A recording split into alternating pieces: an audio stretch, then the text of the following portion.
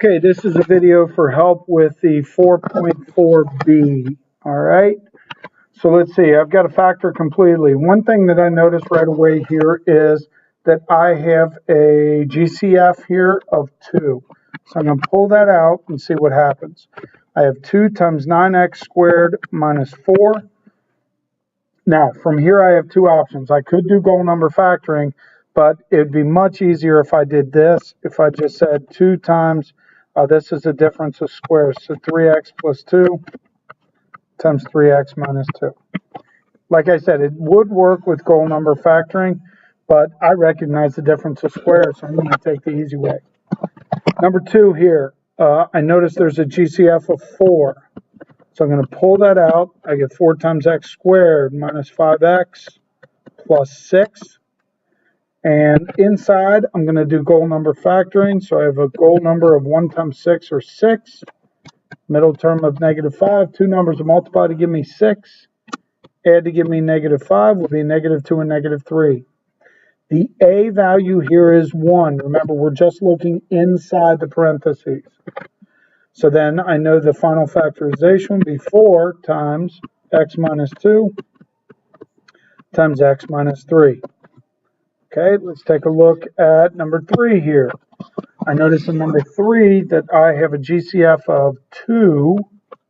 I'm going to pull that out, 2x squared minus 11x plus 5, which sets up goal number factoring. A goal number 2 times 5 is 10, with a middle term of negative 11. 2 numbers to multiply to give me 10, add to give me negative 11. That would be negative 1 and negative 10. Divide them both by 2. So the factorization here would be 2 times 2x minus 1 and x minus 5. I took a look at the next one. I noticed that it has a negative first term. I'm going to pull that out and see what happens. So this is 1/16 x squared. Now it becomes minus 1. I know that this is a difference of squares, so I'm going to simply factor it as negative 1 times 1/4 x plus 1 and 1/4 x minus 1. Goal number factoring would work on that. It's just a pretty complicated one. If you want, remind me and I will be happy to show you. Okay, take a look at number 5. Number 5, I notice a GCF right off the bat of 10. So I pull that out. I'm left with x squared minus 9. I know that's a difference of squares. So 10 times x plus 3 times x minus 3. All right, if we take a look at number 6. Now, even though this is not exactly quadratic like we've been doing, it is kind of similar to quadratic. Let me show you what I mean. I'm going to change the x plus 3 part to y. So this is y squared plus 3y minus 54. And again, all I'm doing is substituting y in for x plus 3. I'm going to bring that back in eventually. Okay, so if I do that, I recognize we have a goal number of negative 54 and a middle term of 3. So let's see, that's going to be 9 and negative 6 divided by 1. So this would give me y plus 9 and y minus 6. However, I'm now going to substitute the x plus 3 in for y. So this would be x plus 3 plus 9 and x plus 3 minus 6.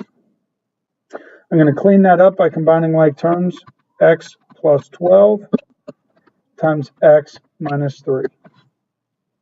And this is the correct factorization of that problem.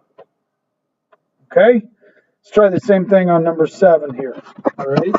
I'm going to substitute again a y in. So I'm trying to factor 3y squared plus 17y plus 10. All right?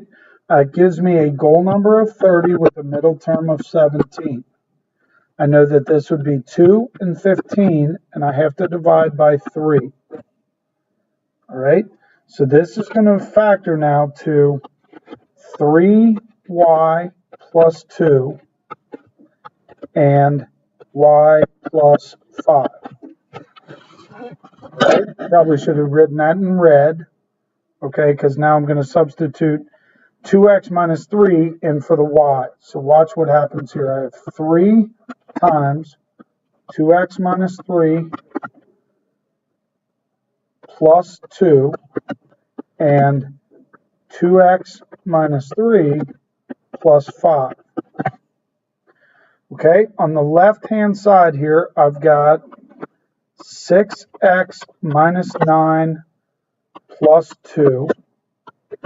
And on the right side, I've got 2x plus 2. I clean up the left side a little bit more. That gives me 6x minus 7. And 2x plus 2.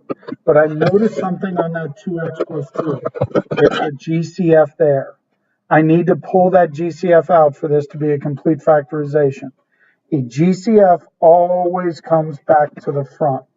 So I've got 2 times 6x minus 7. Remember, I took the GCF of 2x plus 2, so this would be times x plus 1. This is the complete factorization on number 7. Hope this helps. Good luck.